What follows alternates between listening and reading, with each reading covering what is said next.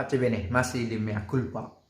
Saya menemukan satu bacaan yang secara spontan saya temukan tadi di kitab Amsal bab 18. Saya ambil secara terpisah-pisah, bukan untuk mencabut di sana sini, tetapi karena ada pesan-pesan yang untukku menarik, untuk para culprit juga rasanya bisa berguna. Orang bebal tidak suka pada pengertian, hanya suka membeberkan isi hatinya. Amsal 18 ayat 2. Tidak suka pada pengertian, tidak berniat untuk belajar, hanya ingin mengatakan apa yang dalam hatinya. Jadi saya pikir orang bebal semacam yang disebut bebal ini bisa ditemukan entah diri saya, entah para culprit, entah orang lain di sekitar kita, di rumah, di tengah keluarga, atau di lingkungan di mana kita berada, di cycle kita, circle di mana kita bekerja. Kalaupun ada katakanlah berbagi pandangan, berbeda pendapat, tidak mendengarkan pendapat yang lain, tetapi lebih asik dengan pemikiran sendiri dan tidak menganggap penting apa yang dibagikan oleh orang lain. Bagaimanapun juga apa yang dikatakan orang dari pemikirannya, toh di sana kita temukan sesuatu yang baik. Sejauh kita bisa mengabstrak, mengambil nilai-nilai yang dia katakan. Tetapi seringkali benar bahwa kita terlalu asik dengan pemikiran sendiri sampai-sampai ketika kita bertemu dengan orang lain, kita fokus pada apa yang ingin saya mau katakan, bukan apa yang saya ingin mau dapatkan dari pandangan orang lain. Menarik bahwa ayat ini mengingatkan kita untuk terbuka pada pemikiran orang lain juga. Mencoba mengerti. Suka pada pengertian, bukan hanya suka pada pernyataan sendiri. Lalu ada lagi ayat yang lain dikatakan di sini. Orang bebal dibinasakan oleh mulutnya. Bibirnya ada jerat bagi nyawanya. Amsal 18 ayat 7. Orang bebal dibinasakan oleh mulutnya. Ada orang berkata, mulutmu harimaumu. Mungkin para sahabat, para culprit pernah mengalami. Saya sendiri pernah mengalami. Ya, mungkin karena terlalu banyak bicara juga ya. Slip in tongue, silap salah dalam berkata. Orang semakin banyak berkata, semakin besar kemungkinan dia mengatakan yang salah. Meskipun harus kita pandang secara positif juga, orang yang banyak berbicara potensi mengatakan yang salah besar, tetapi di antara yang salah itu ada banyak hal baik yang bisa dibagikan dari berbicara. Berbicara adalah sebuah kemampuan dan dengannya kita bisa membagikan sesuatu yang baik.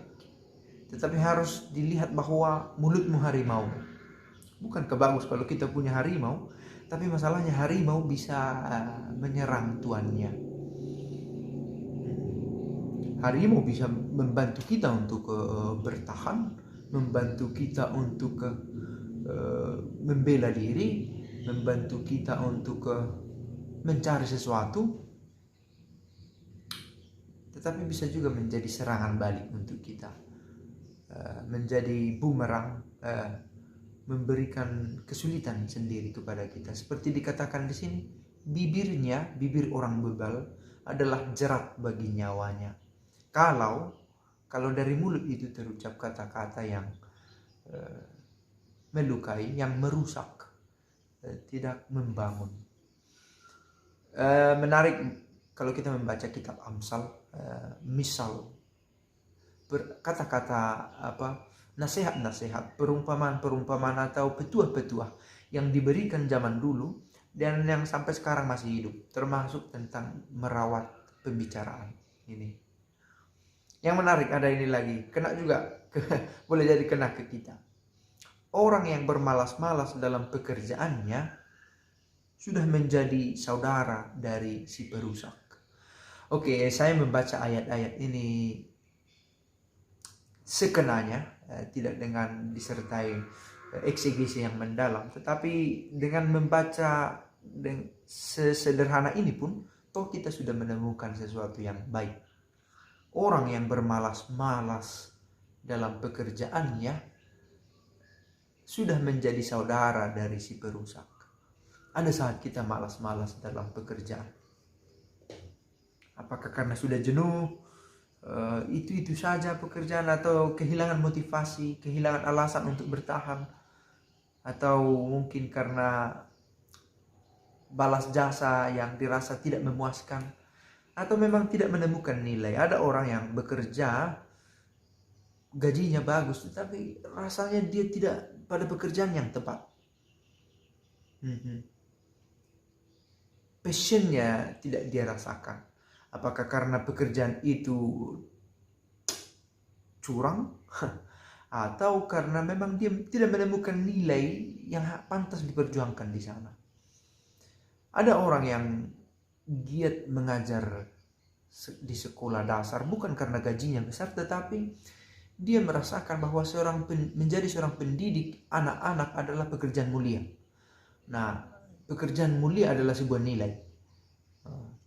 Sesuatu yang luhur, yang mulia adalah nilai yang pantas untuk diperjuangkan, dipertahankan.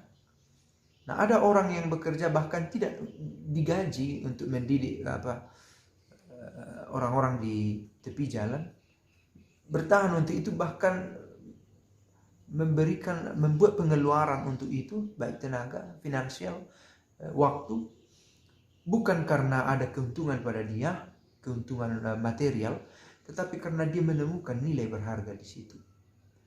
Nah, kembali ke tadi, mengapa seseorang malas dalam pekerjaannya? Karena dia kehilangan alasan untuk bertahan, untuk memberikan yang terbaik.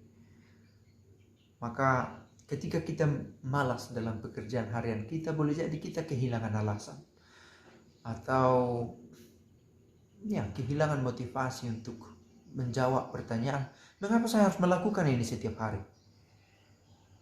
Oh, untuk anak dan istriku.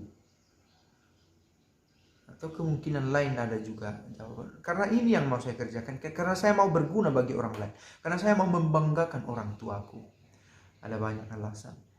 Nah, ketika kita ternyata bermalas-malasan dalam pekerjaan, kita menjadi saudara bagi si perusak. Saya mencoba mengerti ini demikian. Menjadi saudara bagi si perusak. Menjadi partner bagi orang yang memberikan efek negatif. Pengaruhnya menjadi buruk kalau kita bermalas-malas dalam pekerjaan. Apakah kita sendiri membuat yang buruk bagi lingkungan kita, atau orang lain ikut merasakan imbas keburukan itu sampai hidupnya pun menjadi buruk, menjadi perusak? Saya menjadi perusak, atau ada orang lain yang perusak dan saya pun ikut rusak karena menjadi saudara bagi si perusak itu. Nah, bagaimana dimengerti rusak ini?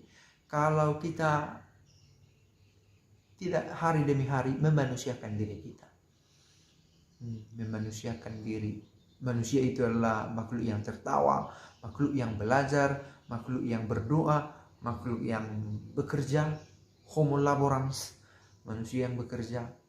Homo ridens, yang tertawa. Dan kalau kita kehilangan aspek-aspek ini, kita tidak bisa lagi tertawa, tidak punya alasan untuk bergembira lagi, sepertinya kita menjadi saudara si perusak. Dan mengapa kita menjadi saudara dari si perusak? Karena kita malas-malas dalam pekerjaan. Mengapa kita malas? Karena kita kehilangan alasan. Maka pertanyaan mendasar, Lord, what do you want me to do? Sampai kita punya alasan untuk melakukan sesuatu. Sebuah refleksi dan pace bene.